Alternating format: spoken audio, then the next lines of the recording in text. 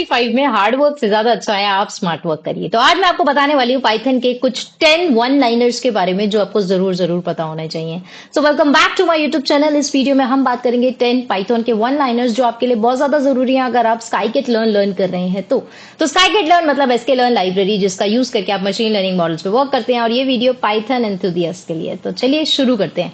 तो सबसे पहला मोस्ट इंपॉर्टेंट चीज है कि अगर आपको मॉड्यूल्स के साथ वर्क करना है, अगर आपको स्काईकिट लर्न के साथ वर्क करना है तो आपको सारी की सारी लाइब्रेरी, सारी के सारे मॉड्यूल्स को एक ही साथ इंपोर्ट कर लेना है।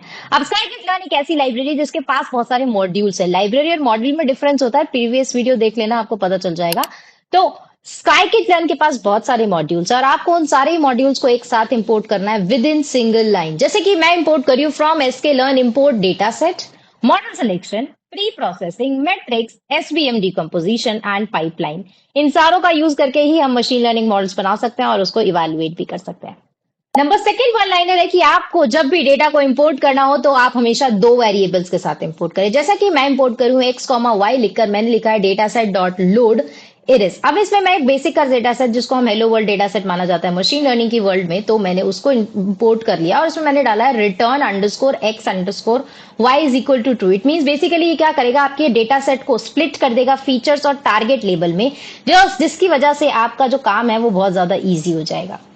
Next is to split the data into the data set of training and data set for testing. तो आपको सिंपली अपने डेटा सेट को दो पार्ट्स में डिवाइड करना होता है एक बेटर मॉडल बनाने के लिए। तो सिंपली आपको X train, X test, Y train, Y test के 4 वेरिएबल्स बनाने हैं और उसके अंदर आपको फंक्शन को अप्लाई करना है। जो फंक्शन है ट्रेन टेस्ट स्प्लिट का, जो पर्टिकुलर मॉड्यूल्स आएगा। इससे क्या होगा, ये आपके एमएल वर्क फ्लो में काफी ज्यादा इंपॉर्टेंट होता है। तो आपको हमेशा अपने अकॉर्डिंग मतलब डेटा को स्प्लिट कर लेना है। जनरली आप 80-20 का रेशियो लेके चलते हैं। तो 80% ऑफ द डेटा जो होता है आपका ट्रेनिंग के लिए यूज होता है, 20% जो होता है वो टेस्टिंग के लिए यूज होता है। इसमें आपको रैंडम स्टेट भी लगाना है। रैंडम स्टेट से ये होता है कि आपका रिजल्ट जो है वो कंसिस्टेंट होने वाला है every time you are going to run this code cell.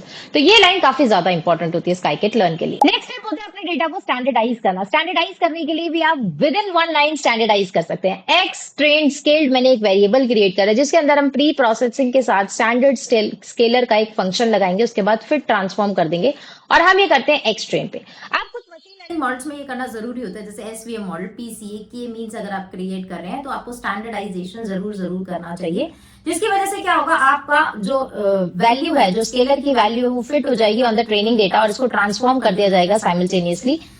वजह से आपकी मॉडल की ट्रेनिंग और ज्यादा एफिशिएंट हो जाएगी। फिफ्थ नंबर का वन लाइनर है विद पीसीए। पीसीए काफी ज्यादा इंपॉर्टेंट होता है। प्रिंसिपल कंपोनेंट एनालिसिस काफी ज्यादा इंपॉर्टेंट होता है अगर आपको बेसिकली डायमेंशनलिटी को रिड्यूस करना होता है। तो एक्स रिड्यूस मैंने एक वेरिएबल क्रिएट किया, उसके अंदर डिकम्पोजिशन डॉट पीसीए लगाकर आपको नंबर ऑफ कंपोनेंट्स डालने हैं। जैसे कि मैंने नंबर ऑफ फीचर्स जो इसमें डाले हैं, 2 प्रिंसिपल कंपोनेंट्स डाल रही हूँ, डॉट फिट ट्रांसफॉर्म लगा रही हूँ। तो इस वन लाइनर से क्या होगा, आपका जो फीचर स्पेस है वो 2 प्रिंसिपल कंपोनेंट्स का हो जाएगा। ये बेसिकली यूजफुल होता है ताकि आप अच्छी विजुअलाइजेशन को without noise from your data set create कर सकें।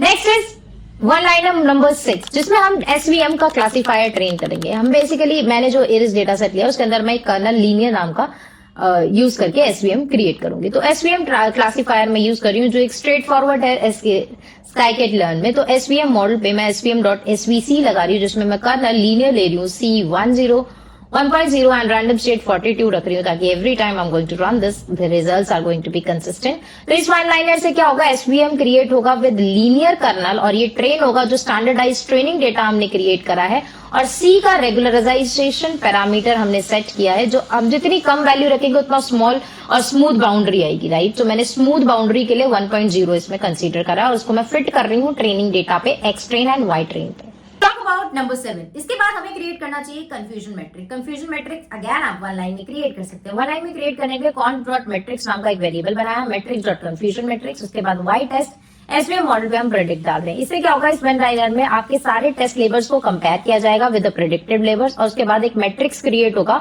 With true and false values. दोनों ही ट्रू एंड फॉल्स वैल्यूज काफी ज्यादा इंपॉर्टेंट होती है। इससे आपको पता चलता है कि आपके मॉडल ने कैसा बिहेव किया है on the test data. Next is to perform the cross validation. Cross validation perform करने के लिए आपको इंश्योर करना होता है कि आपका मॉडल बेसिकली सही परफॉर्म कर रहा है या नहीं। अगर आपका मॉडल सही परफॉर्म कर रहा है तो इसका मतलब आपके जो एरेज आएंगे वो कुछ इस तरीके से आएंगे। जैसे मैंने क्रिएट करा है SV score is equal to model selection dot cross validation score. Well is the short form of validation and then SVM model पे हम ये अप्लाई कर रहे हैं। एक्स और वाई जो हमारे फीचर्स और जो लेबल डेटा सेट्स हैं उसको हमने इसमें यूज किया और CV हमने 5 रखा है इसमें, जिसकी मदद से हम क्या क्रिएट कर रहे हैं, हम क्रॉस वैलिडेशन क्रिएट कर रहे हैं। इस क्रॉस वैलिडेशन को हम प्रिंट भी करेंगे। तो नंबर 9 का है कि हम क्लासिफिकेशन रिपोर्ट प्रिंट करें। अब इस क्लासिफिकेशन रिपोर्ट से आपके मॉडल की कुछ मैट्रिक्स को प्रिंट किया जाता है, जैसे कि प्रिसीजन क्या है आपके मॉडल का, एक्यूरेसी क्या है आपके मॉडल की, F1 स्कोर क्या है आपके मॉडल का। तो इसके लिए हम simply matrix dot classification report हम अप्लाई करेंगे और जिसपे भी आपने अपने मॉडल को टेस्ट किया है अभी विच इज y_टेस्ट जो मैं यूज करने वाली हूँ, SVM मॉडल पे हम डाल देंगे और जो भी प्रिडिक्ट किया गया है X टेस्ट से as compare to Y test, उनके बेसिस पे क्लासिफिकेशन रिपोर्ट बनाई जाएगी कि कितनी % एक्यूरेसी आई है, कितने % प्रिसीजन आया और what was the F1 score as well. Each class का F1 स्कोर आपके पास आने वाला है, तो दिस इज अगेन गुड। उसके बाद आपके डेटा को आपके मॉडल को प्री प्रोसेसिंग की जरूरत होती है और मॉडल की पाइपलाइन की जरूरत होती है। इस वन लाइन से आप अपनी पाइपलाइन को बिल्ड कर सकते हैं, डेटा को स्टैंडर्डाइज कर सकते हैं और SVM को ट्रेन कर सकते हैं in one shot. Pipeline model नाम का मैंने एक वेरिएबल क्रिएट किया जिसके ऊपर मैंने एक पाइपलाइन फंक्शन अप्लाई किया, scaler pre processing dot standard scalar.